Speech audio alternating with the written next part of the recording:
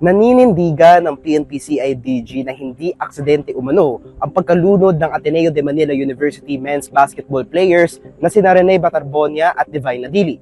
Ito ay matapos ihayag ng kanilang teammates na sina Kiefer Alas at Sam Reyes sa isang podcast interview na kasama sila sa mga muntik ng malunod umano sa nasabing insidente.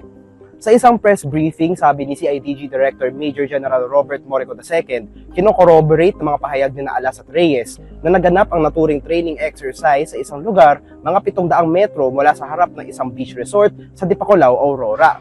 It's a fact po ng case, ma'am. So I wouldn't want to discuss it right now sa inyo. But kung gano'n ang magiging situation, parang uneven ang treatment sa mga players. Ngunit ayon kay Morico, dahil dadalawa pa lamang sina Alas at Reyes, may tuturi pa nilang hearsay ang kanilang mga sinabi at nangangailangan pa ng hiwalay na pahayag mula sa mga iba pang miyembro at coaching staff ng Ateneo team. Ikinumpirma rin ni Morico na nitong Miyerkules ay 7 kasalukuyang team member ay humarap sa CIDG, samantala 10 dati at kasalukuyang player ang humarap kahapon.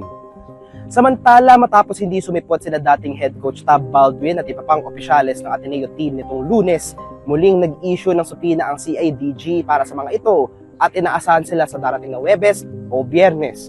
Hinamon pa ni Morico si Baldwin na humarap sa CIDG upang bigyang hustisya ang mga pamilya ni Batarbonia at Adili. Well, I guess, man up. Man up. Man up. Man up. Be man enough to face the investigation in the interest of justice and equity para doon sa dalawang players which you call as your brother. Because if you're talking about yung battle cry of Bebop, band of brother, if you're a brother, hindi ka tatalikod. So, help us also. Help the family attain justice.